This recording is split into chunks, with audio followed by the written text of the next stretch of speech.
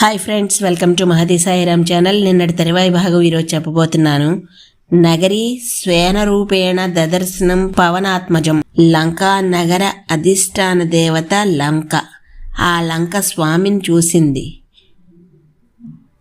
అహం రాక్షసరాజస్య రావణస్య మహాత్మనః ఆజ్ఞా ప్రతీక్ష దుర్దర్శ రక్షామి నగరీమమాం అంటుంది. తనను ఉపాసించి వశం చేసుకున్న వాని యందు బద్ధురాలై ఉంటుంది. వాని నీచ ప్రవృత్తికి తప్పనిసరి అయి దోహదపడుతుంది. ఎప్పుడైతే వాని నుండి తనకు విముక్తి కలుగుతుందో అప్పుడు వాణ్ణి తిరస్కరించి వెళ్ళిపోతుంది. అందుకే స్వామిని ముష్టిగోతానికి లొంగింది.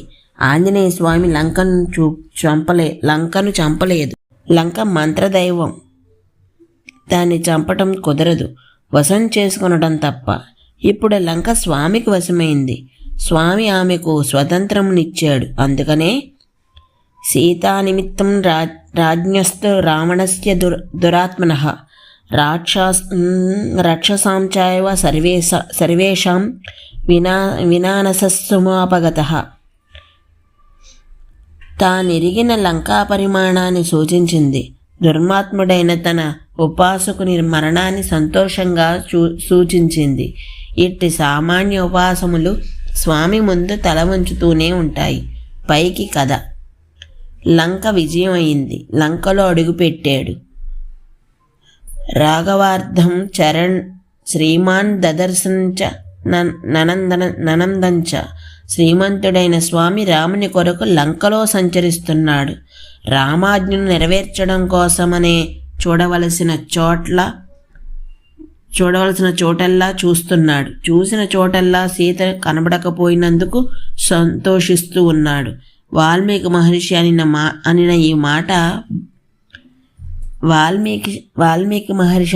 ఈ మాట భావమది. సాయంకాలం వేళ సంగీత కళాశాలల్లో వినిపిస్తున్న మధుర గీతాల నాట్యావధానాల్లో, కాంచీ నుపుర నినాదాల రాక్షస గృహాలలో, రాత్రిపూట జరిగే మంత్రజపాల శబ్దాల వేదాధ్యయనం చేస్తున్న రాక్షసుల దర్శనాలు చేసుకుంటూ స్వామి ముందుకు నడుస్తున్నాడు. దీక్షితులైన వాళ్ళను, జటలైన వాళ్ళను, సన్యాసులైన వాళ్ళను, వృషభ చర్మధారణ చేసిన వాళ్లను, దర్భముష్టములైన వాళ్ళను, ఇలా కర్మిష్ఠుల్ని, రకరకాల శరీర ఛాయలు కలవాళ్లను, రకరకాల ప్రమాణాలు కలవాళ్లను చూస్తూ రావణ అంతఃపుర ప్రవేశం చేశాడు. రాక్షసులు పండితులంటే మనకు విచిత్రంగా కనిపిస్తుంది. కానీ రాక్షసత్వం అనేది గుణమే కానీ రూపం కాదు. ఆ గుణం కలవానికి ఉండే తిండి బట్ట విహారం వంటి అలవాట్లను బట్టి వాని స్వరూపం సాత్వికంగా కాక, అంటే నీటుగా కాకుండా మొరటగా ఉంటుంది. వాని చదువు, లలిత అభిలాష కూడా కేవలం తన భౌతికాభివృద్ధికి మాత్రమే ఉపయోగించేటట్లుంటుంది. ఎవడినో సాధించాలనే ఈర్ష్యాద్వేషాలతో చదువుతాడు. వీడు రాక్షస పండితుడే తప్ప సాత్విక పండితుడు కాడు. వీని చదువు వలన దేశానికి జాతికి ముప్పే తప్ప ఇంపుండదు. అందుకని ఈ చదువులు ఈ కళాభిరతి స్వామిని ఆకర్షించటం లేదు. ముందుకు నడుస్తున్నాడు. ఆ వేళ శుద్ధ త్రయోదశి. చంద్రుడు గిరివృక్షాలపైకి వచ్చాడు. చంద్రికలు నేలను ఆవరించుకుంటున్నాయి. ఇది సుందరకాండంలోని 5వ సర్గ. వాల్మీకి మహర్షి 8 శ్లోకాలలో చంద్రికావర్ణన చేస్తారు. 8 శ్లోకాలుగా వ్రాయటంలో, 5వ సర్గగా విభజించటంలో అన్నింటిలో ప్రాముఖ్యముంది. అయితే ఏమిటి వెన్నెల? ఆ తల్లి అనుగ్రహ రూపకాంతి. తనకై వెతుకుతూ వచ్చిన వానికి దారి చూపించటం ఆమె అనుగ్రహం. పంచసఖ్యాపారాయణ అయిన ఆ తల్లి భాగ్యాబ్ది చంద్రిక. ఎవరిది భాగ్యం? అన్వేష ఫలరూపము అయిన స్వామి భాగ్యం. విష్ణు సాన్నిధ్య ప్రాప్తి రూపమైన రావణుని భాగ్యం. రెండింటికీ కారణం ఆమెయే. అందుకే 5వ సర్గలో చంద్రికలు విరుస్తున్నాయి. ఆ తల్లి అష్టమి చంద్ర విభ్రాజ దళిక స్థల శోభిత. ఆ నుదుటి కాంతి ఈ 8 శ్లోకాల వెన్నెల. ఈ చంద్రికా వర్ణన కవులకు వృక్షఛాయ. కవులంటే భావకులైన తాత్వికులైన భావకులైతే ఋషులు. వారి వాక్కు పరమతత్వాన్ని చెబుతుంది. ఆ ఆనందం ముందు శబ్దాలంకారాలు ఆనందం గొప్పది కాదు. సుందరకాండలో ఎవరి స్థాయి ఆనందం వారుకుంది. వెన్నెలల్ని కక్కుతూ ఆకాశంలో సంచరిస్తున్న చంద్రుడు గోశాలలో వృషభంలా ఉన్నాడట. ఆంజనేయ స్వామి తొలిసారిగా నిద్రారావణ స్వరూపాన్ని చూసి కూడా ఇలాగే అనుకుంటాడు. ఆహార కాంతులతో నిద్రావస్థలో ఉన్న స్త్రీల మధ్య నిద్రపోతున్న రావణుడు స్వామికి ఇలాగే కనబడ్డాడు. ఈ ఉపమానానికి అన్వయం అంతవరకు ఉంది. ఈ చుక్కల్లో చంద్రుడు కామకుడైన రావణుయందు అన్వయిస్తాడు. మరొక మాట, గోష్టం అంటే వాగ్ఞాయధారమైన నోరు. దాని యందు తిరుగుతున్న వృషభం అంటే వేదవాక్కు. అలా చంద్రుడున్నాడు. గోశాలల్లో సంచరించే వేదవాక్ అంటే లలితారూపమే. అందుకే ఆ తల్లికి గోమాత, వేదజనని అని పేర్లు. కనుకనే మహర్షి తరువాత శ్లోకాన్ని లోకస్య పాపాని వినాశయంతం మహోదధిం చాపి సమేధయంతం భూతాని సర్వాణి విరాజయంతం దదర్శ సీతాం సుమాధివియంతం అని ప్రారంభిస్తారు. పాపానికి చీకటి అనే అర్థం లేదు. దోషానికి చీకటితో పాటు పాపం అనే అర్థం కూడా ఉంది. కానీ మహర్షి స్పష్టంగా ఇక్కడ ఒక మాట చెబుదలుచుకున్నారు. ఏమిటది అంటే, చంద్రుడు లోకం యొక్క పాపాలని పోగొడుతున్నాడు అని. కానీ లోకం యొక్క పాపాలని పోగొట్టే సామర్థ్యం ఈ భౌతిక చంద్రునకు లేదు. పరాశక్తి అనుగ్రహ రూపమైన చంద్రికకు మాత్రమే ఉంది. సర్వభూతముల అజ్ఞానరూప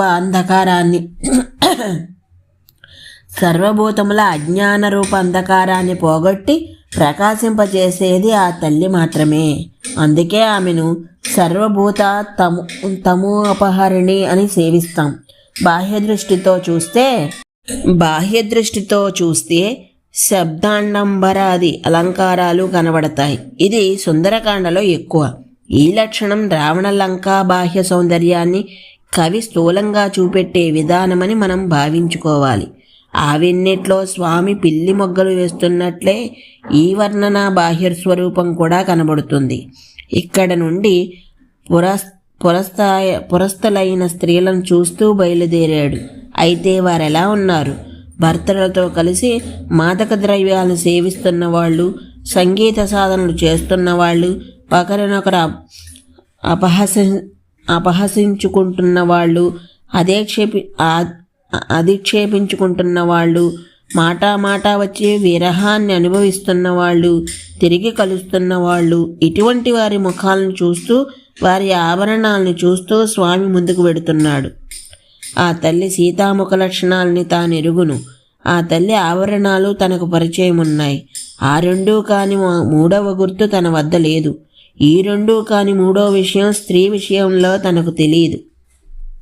స్త్రీ విషయంలో తనకు లేదు. కనుక స్వామి కనబడిన స్త్రీ ముఖాన్ని చూస్తున్నాడు, ఆవరణాలను చూస్తున్నాడు. కానీ రామపత్ని తనకు కనబడలేదు. ఎటువంటి రామపత్నిని తాను చూడాలి? ఉష్ణార్దితాం సానుసృతాస్త్రత కంఠిం పురావరోహోత్తమం నిష్కంఠిం సుజాతపక్షాభిముక్తరక్తకంఠిం వనే ప్రవృతామివ నీలకంఠిం అవ్యక్తరేఖామివ చంద్రరేఖాం పాశుప్రదిగ్ధామి హేమరేఖాం క్షతప్రహృడామివ బాణరేఖాం వాయుప్రవిఘ్నాం మివ మేఘరేఖాం. ఇటువంటి రామపత్నిని తాను చూడాలట. వెచ్చని కన్నీటితో తడుపబడుతున్న కంఠం కలది, కంఠం నుండి వక్షస్థలం వరకు ఉత్తమమైన హారం కలది, చక్కని కనుబొమ్మలు, స్నిగ్ధమైన కంఠము కలది,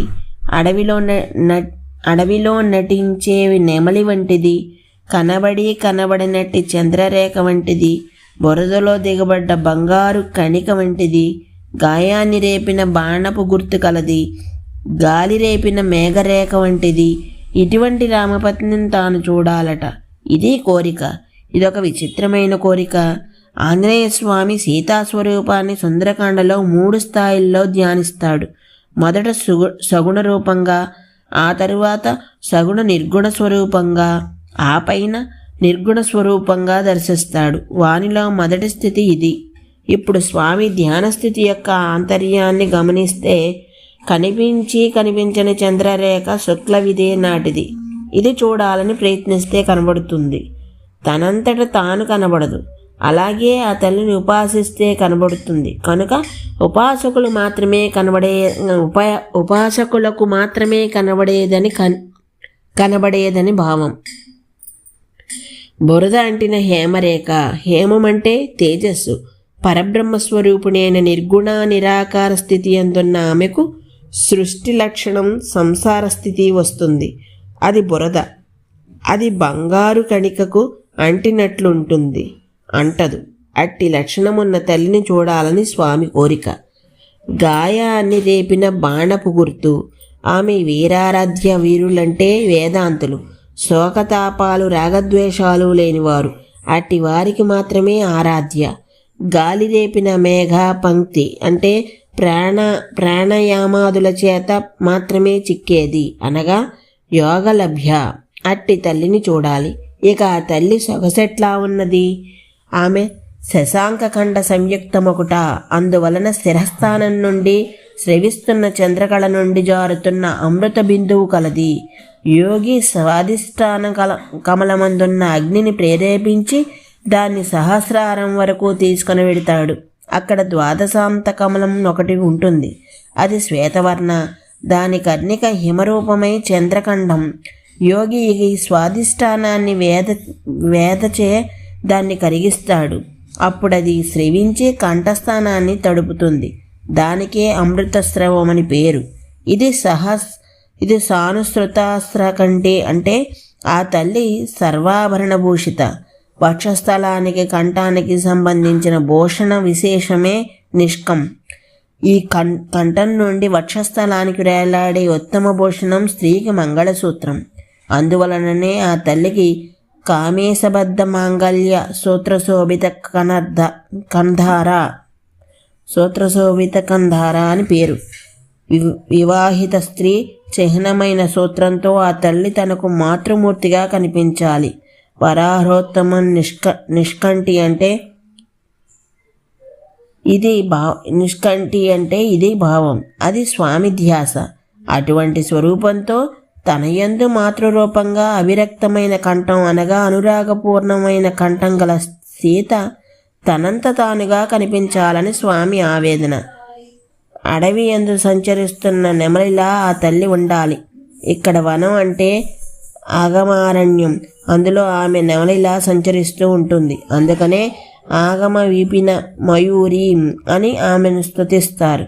ఇది ఆంజనేయ స్వామి దృష్టి. వాల్మీకి మహర్షి సందేశం ఇక్కడ.